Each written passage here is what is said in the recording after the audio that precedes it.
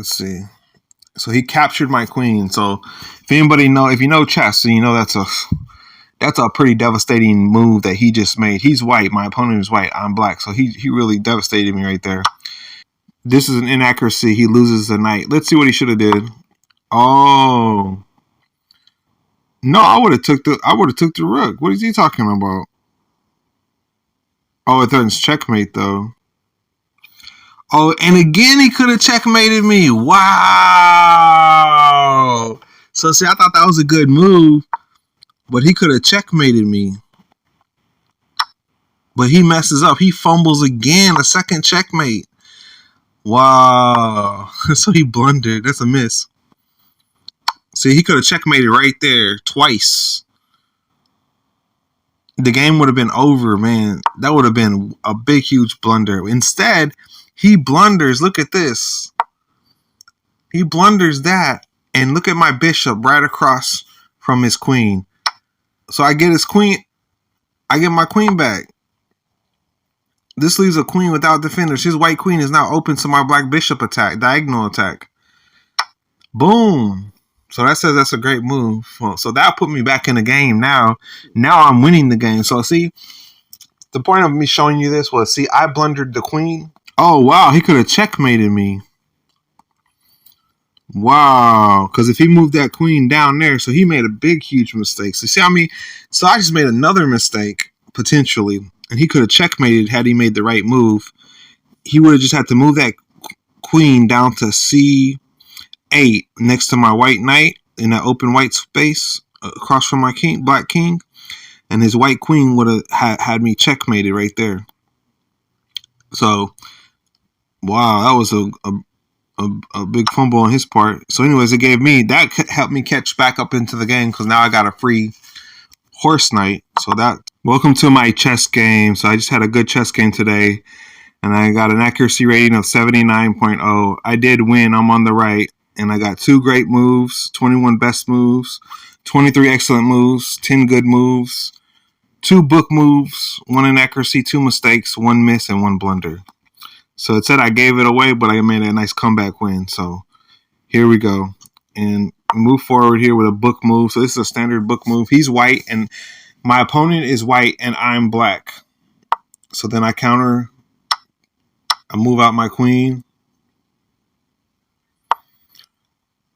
And then he attacks my queen. I go for the check, which says a good time for you to get out of trouble. So I got out of trouble there. And then he blocks my check from the opposing queen. So this says a blunder because I moved my queen in front of my king, and now that allows him to pin my queen to my king, which means I'm unable to move my queen away from my king, and he also has a backup protection for the bishop of the horse knight. So that says that's a great move on his part because he pins my queen against the king. So that's a blunder for me. Like, that's a bummer move right there. So I decided to do that, which it says is the best move. So look at that. I came up with the best move. Let's see. So he captured my queen. So if you know chess, then you know that's a pretty devastating move that he just made. He's white. My opponent is white. I'm black. So he really devastated me right there. So I came back, got his bishop, which really means nothing, but at least it's a counter attack. And then, but this I think he made a mistake there. Cause look, now I pin I fork both his rook and his knight. So let's see. And I captured a free pawn. This is an inaccuracy. He loses the knight. Let's see what he should have did. Oh. No, I would have took the rook. What is he talking about? Oh, it threatens checkmate though. Oh, wow, he could have checkmated me. Wow, because if he moved that queen down there, so he made a big, huge mistake. So see how so I just made another mistake, potentially, and he could have checkmated had he made the right move. He would have just had to move that queen down to C8 next to my white knight in that open white space across from my king, black king, and his white queen would have had me checkmated right there. So, wow, that was a big fumble on his part. So anyways, it gave me, that helped me catch back up into the game because now I got a free horse knight. So that saved me. Let's see. Sorry, I went too fast. So he's now trying to win a rook. I see where he's... I didn't see it at first, but luckily I moved there. That's what I should have did. Oh, right there. Okay. But he won a free pawn. He won a free pawn, and now he has trapped my rook. But I was able to come back.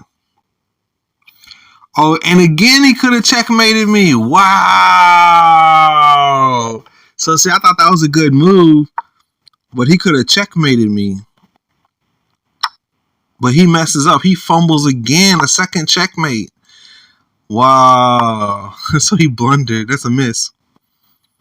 See, he could have checkmated right there twice. The game would have been over, man. That would have been a big, huge blunder. Instead, he blunders. Look at this. He blunders that. And look at my bishop right across from his queen. So I get his queen. I get my queen back. This leaves a queen without defenders. His white queen is now open to my black bishop attack, diagonal attack. Boom. So that says that's a great move. So that put me back in the game now. Now I'm winning the game. So see, the point of me showing you this was, see, I blundered the queen, but I kept playing, and then he blundered the queen, and he blundered 2 checkmates on me. And I came up with the win in the end. And so basically what I wanted to say, this is a good strategy here. Because you never give up, because you never know what's going to happen. You fight to the end and you do your best. And look at that. I fought to the end and I got my queen back. I surely would have lost the game without getting that queen, more than likely. Because that queen is such a powerful piece. And so you never give up and you stay confident. And you made one mistake, but then he made one mistake that I was able to get back my queen. So that was a good victory. And then the rest of the game, we'll just go through it, but just cat and mouse, really. As long as I just make solid moves, I should win the game.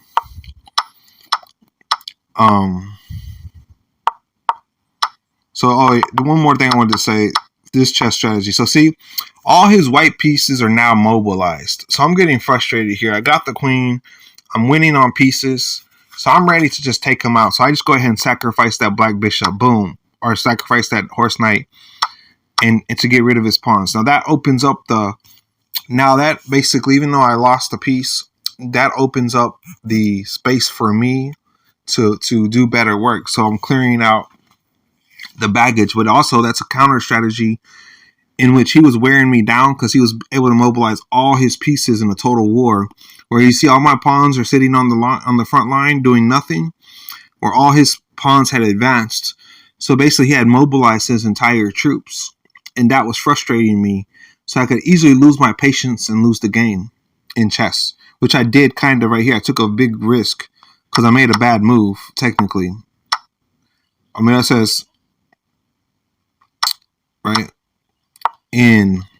But then from there, he made more blunders. So now I was able to capitalize and win that bishop. So he made another blunder there. So he lost that knight. So anyways, I'm just saying, like, these are chess strategies that teach you about life. And basically never, like, oh yeah, so I forgot. When he captured my queen, I bet you he was feeling cocky. He was feeling overconfident. He was excited, which is normal, right? He thought he had won the game. And he did win the game. And he did win the game. Right there. But sometimes what happens is when we celebrate too early, we start making mistakes. And I think that's what could have happened. He made a mistake. So that's the game. We got him checkmated. And so they rated me as a 1250 player and him as 1100 player. They gave me an 86 accuracy for my middle game, him a 97% accuracy in his opening game. So he played a brilliant opening game. But then his middle game, which is when I won. He played 64% to my 86%. So that's how I came out on top. But sometimes in life, when you celebrate too early, when you play emotional, you lose the game. So one of the things in chess, because a lot of times we know that from the story of Cain in the Bible, that you should never ever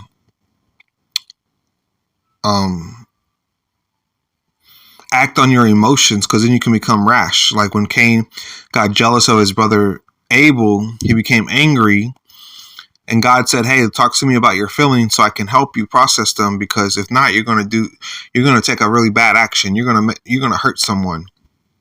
And so what had happened, Cain, instead of talking to God and asking for help with his emotions, acted on his intense energy of anger and killed his brother Abel for no reason.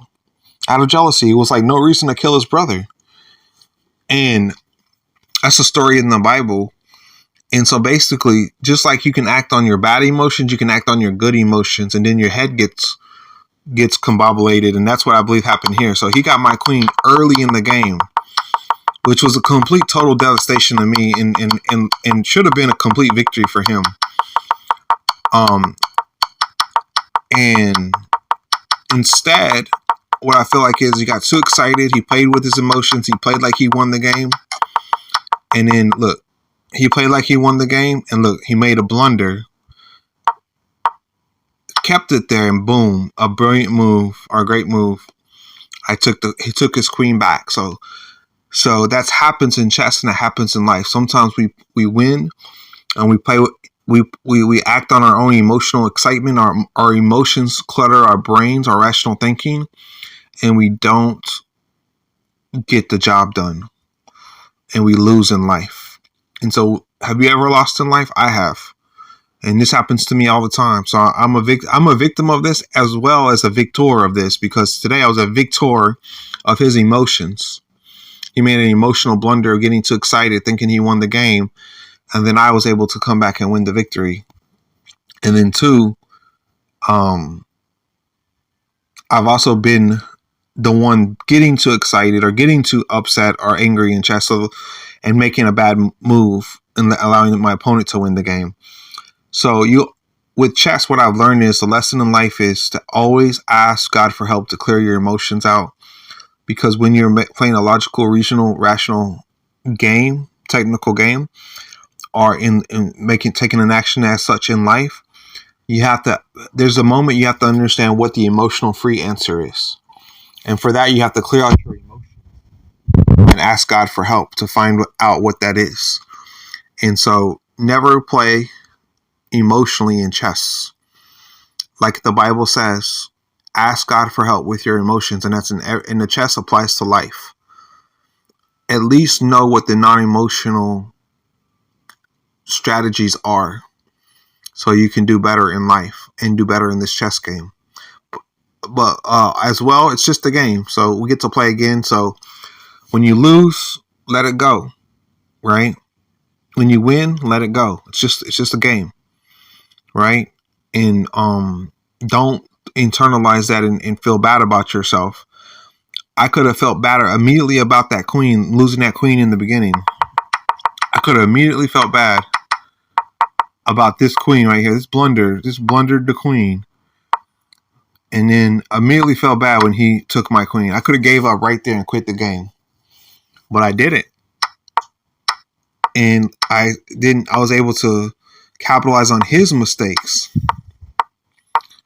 Right there. Boom. And win the game. Eventually win the game from there. So never give up. That's a lesson from this chess game. Never give up.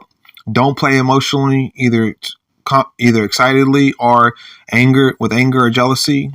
Never internalize your losses and wins. Let it go. It's just a game. You'll play to win again. You'll play to lose again.